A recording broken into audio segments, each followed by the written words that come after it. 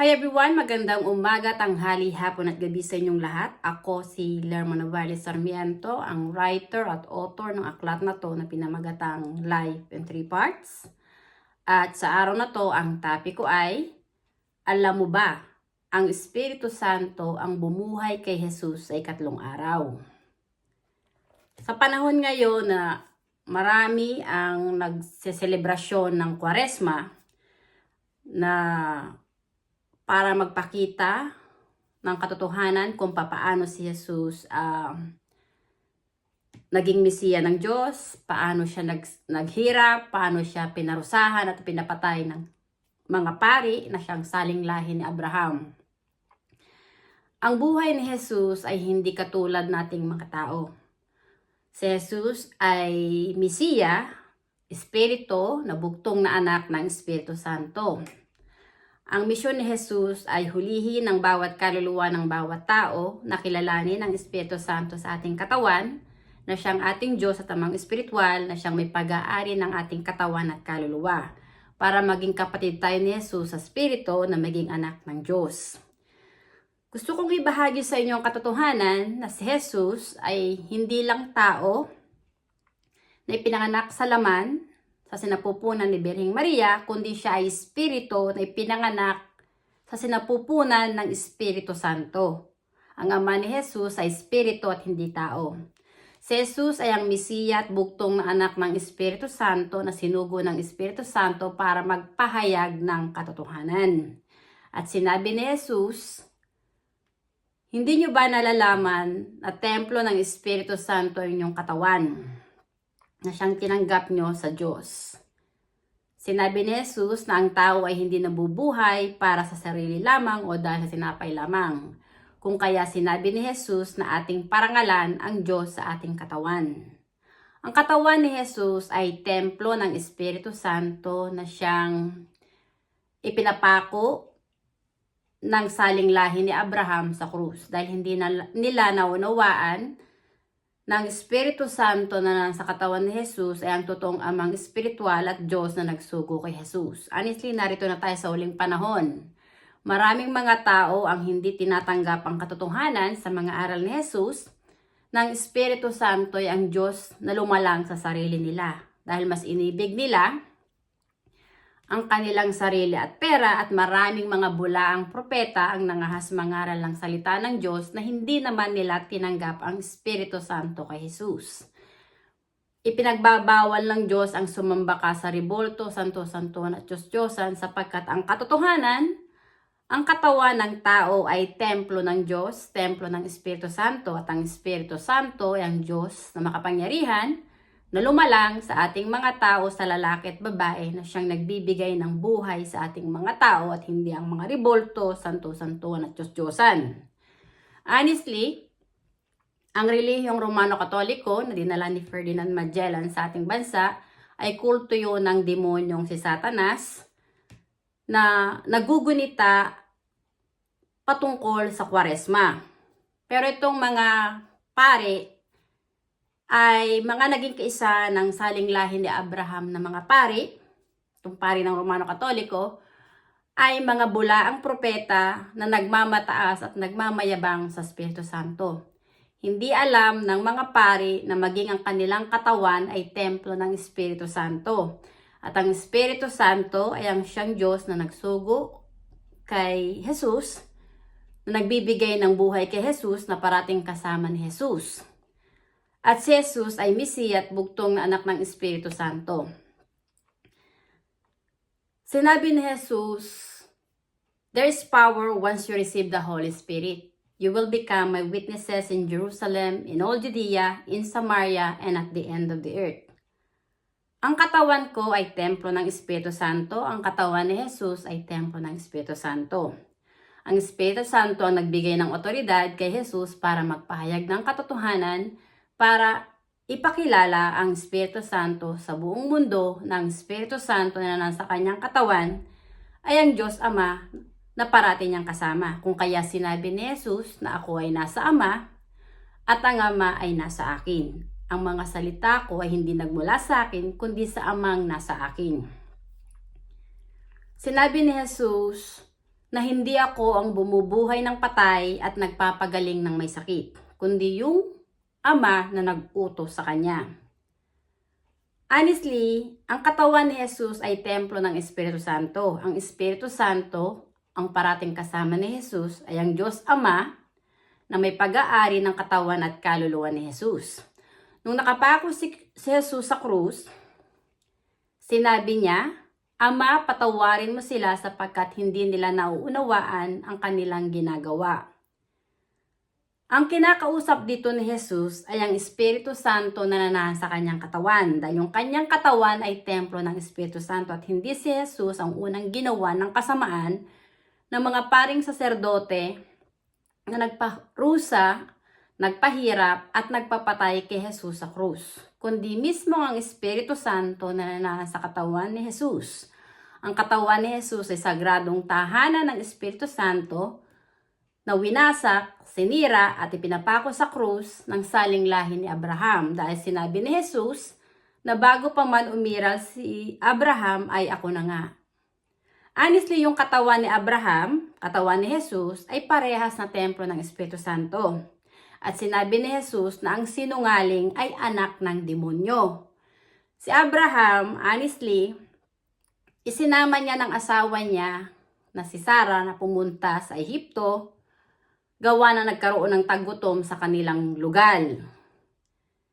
At pagdating nga ng Ehipto, sinabi niya kay kay Sarah, yung asawa niya, na sabihin kay Parowa na siya ay kapatid ni Sarah. Hindi sinabi ni Sarah ang katotohanan kay Parowa na siya ay asawa ni Abraham. So, si Abraham at si Sarah ay mga sinungaling na nilinlang nila si Parowa para makamkam ang yaman ng Ehipto.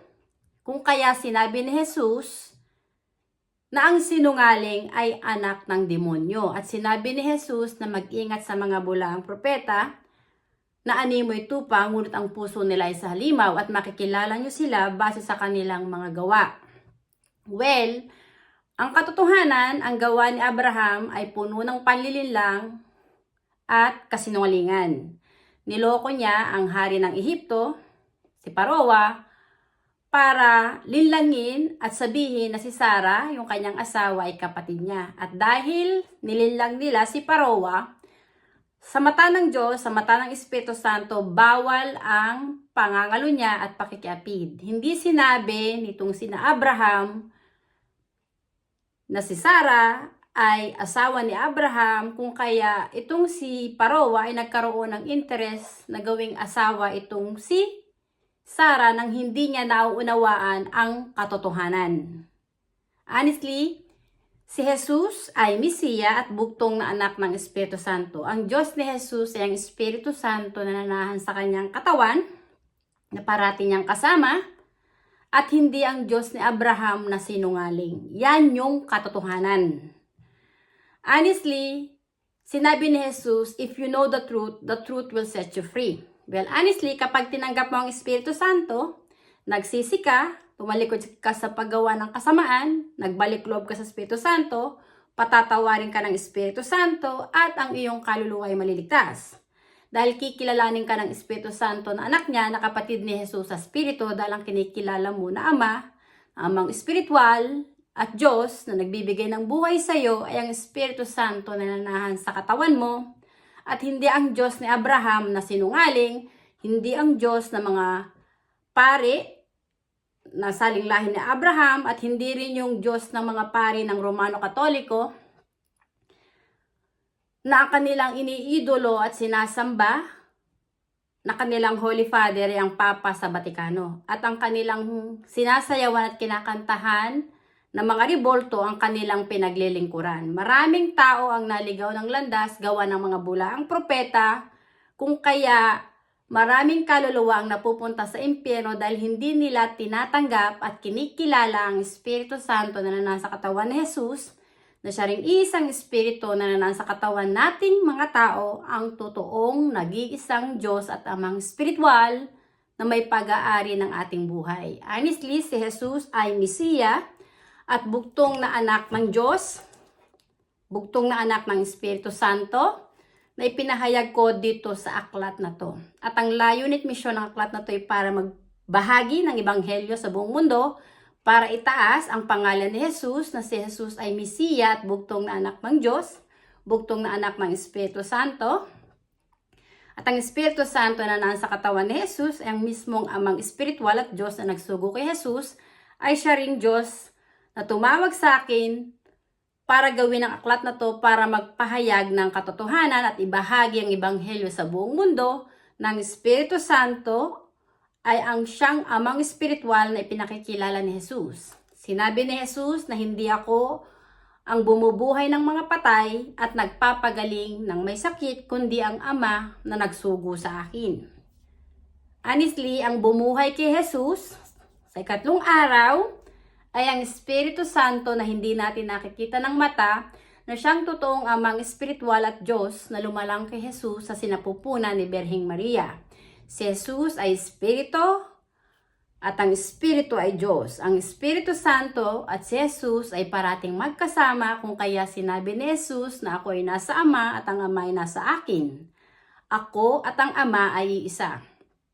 Ako ay isang tinawag ng Espiritu Santo para magpakilala patungkol sa Kanya, para magbahagi ng Ebanghelyo sa buong mundo, para hikayatin ng mga tao na tanggapin ang katotohanan sa mga aral ni Jesus, na templo ng Espiritu Santo ang ating katawan at tanging Espiritu Santo lang na nananahan sa ating katawan ang dapat nating kilalanin na ating Diyos at amang espiritual ng ating kaluluwa, para ang ating kaluluwa ay muling ipanganak sa Espiritu, na maging anak ng banal na Espiritu, ng Espiritu Santo. At nang sa gayon ay malupig ang kasalanan, dahil ang kasalanan ay kamatayan. At ang kasalanan, ang siyang totoong orihinal na pandemya, na siyang pumapatay sa katawan at kaluluwa ng bawat tao, para ang kaluluwa ng tao ay huwag makapasok sa kaharian ng Diyos Ama. Narito na tayo sa huling panahon at maraming mga tao ang tumalikod sa Espiritu Santo na naging maibigin sa kanilang mga sarili at pera. Honestly, maraming mga tao ang hindi makontento kung paano sila nilikha ng Diyos. Ngayon ay nagpaparitoke ng kanilang mga sarili para baguhin ang templo ng Diyos, ng Espiritu Santo. At hindi nalulugod ang Espiritu Santo sa mga gawaing ganyan.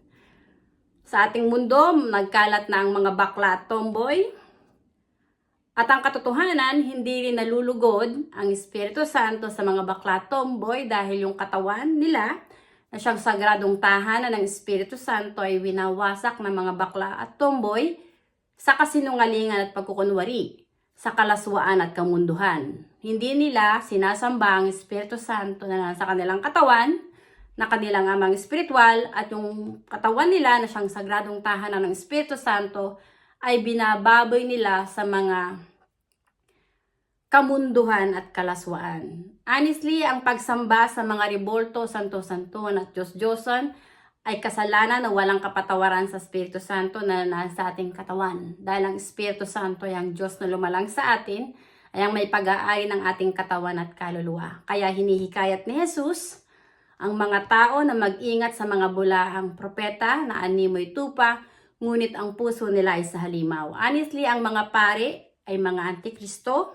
na siyang nagpapako at nagpapatay kay Jesus sa krus, ay mga sugo ng demonyong si Satanas na nagmamataas at nagmamayabang sa Espiritu Santo na nananahan sa katawan ni Jesus. At bilang isang tinawag ng Espiritu Santo, ang layunin at misyon ko ay gisingin ang inyong natutulog na diwa at gisingin ang inyong kaluluwa na natutulog din, na nananatiling bulag sa katotohanan na hindi nyo tinatanggap ng Espiritu Santo yung Diyos na lumalang sa sarili nyo. Ang ating buhay dito sa mundo ay may simula at katapusan. Ang Espiritu Santo na nananahan sa katawan ni Jesus ay ang Alpha at Omega. Siya ang simula at katapusan, ang Ama ni Jesus na may pag-aari ng buhay ng buong sangkatauhan. Ani si Jesus ay buhay dahil siya ay Espiritu at ang Espiritu ay Diyos. Si Jesus ay Mesiya at bugtong na anak ng Espiritu Santo, ng banal na Espiritu.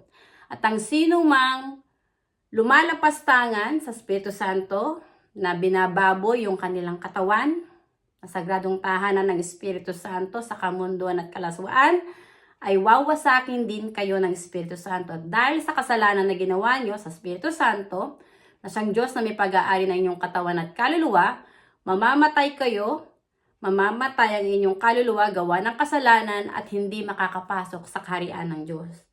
Ang misyon ni Jesus ay hulihin ang bawat kaluluwa na magbalik loob sa Espiritu Santo, at tanging ang Espiritu Santo lang na nanaan sa ating katawan ang dapat nating kilalanin na ating Diyos at Amang Espiritual. Hindi ang mga pari ng kung ano-ano mang relihiyon na silang mga bulaang propeta na nangahas mangaral ng salita ng Diyos na hindi naman nila tinanggap ang Espiritu Santo at hindi rin sila pinahintulutan ng Espiritu Santo. Honestly, mamamatay ang sino mang mga mga has mangaral ng salita ng Diyos. Mamamatay ang kanilang katawan at kaluluwa na nangahas silang mangaral ng salita ng Diyos na hindi nila tinanggap ang Espiritu Santo kay Jesus at hindi rin sila pinahintulutan ng Espiritu Santo. Walang kapatawaran sa Espiritu Santo na gamitin mo ang pangalan ng Diyos sa kasinungalingan. Ang Espiritu Santo ang siyang bumuhay kay Jesus sa ikatlong araw, ay ang siyang Diyos na umiiral na nagbibigay ng buhay sa buong sangkatauhan sa lalaki at babae ay narito sa ating mundo. Siya ang sinasabi ni Jesus na darating na parang magnanakaw. Walang nakakaalam sa pagdating ng Diyos Ama kung kailan niya babawiin ang buhay na pinahiram sa tao, kundi tanging ang Espiritu Santo lang na siyang amang espiritual ni Jesus na siyang may pag-aari ng ating katawan at kaluluwa. Ang Espiritu Santo ay ang simula at katapusan. Siya ang liwanag, buhay at katotohanan. At sinabi ni Jesus, I am the way, the truth, and the life. No one can come to the Father except through me. Honestly, kung hindi mo tatanggapin ang katotohanan sa mga aral ni Jesus ng templo ng Espiritu Santo ng iyong katawan, at hindi ka magiging kaisa ni Jesus nang kikilalanin mo na iyong Diyos at mga espiritual, ang Espiritu Santo na naan sa iyong katawan, hindi ka maliligtas. Maraming mga bulaang propeta dito sa mundo ang gumawa at nagtayo ng kanilang relihiyon para gamitin nilang ang pangalan ng Diyos sa kasinungalingan para pagkakitaan nila ng pera. Ang lahat ng ginagawa ng mga bulaang propeta ay open book sa mata ng Espiritu Santo dahil ang kanilang katawan ay templo rin ng Espiritu Santo. At tayong mga tao, wala tayong itatago sa Espiritu Santo na siyang totoong Diyos at amang espiritual na nagsugo kay Jesus sapagkat siya ang may pag-aari ng ating buhay. Templo ng Espiritu Santo ang katawan ni Jesus at ang katawan ng buong sangkatauhan. Ang Espiritu Santo ay ang espiritu ng katotohanan. At kung tatanggapin mo ang Espiritu Santo, ang iyong amang espiritual at Diyos, maliligtas ang iyong kaluluwa at makakasama ka ni Jesus sa kaharian ng Diyos sa langit. Dahil ang kaluluwa mo ay muli nang ipinanganak sa Espiritu na naging anak ng Espiritu Santo. Maraming salamat sa inyong pakikinig at ang misyon ni Jesus uli ay sinasabi ko sa inyo ay ipakilala ang Espiritu Santo na nanaan sa kanyang katawan ay ang Diyos na bumubuhay ng patay at nagpapagaling ng may sakit, ang siyang dapat lang nating kilalanin na ating amang espiritual sa ating puso, isipan at kaluluwa para maligtas ang ating kaluluwa na wag mapunta sa impyerno. At nang sa gayon, kung lumisan man tayo dito sa mundo, ang ating kaluluwa ay muli lang babalik sa kaharian ng Diyos Ama sa langit kasama ni Jesus. Maraming salamat at hanggang sa muli. Bye! Thank you!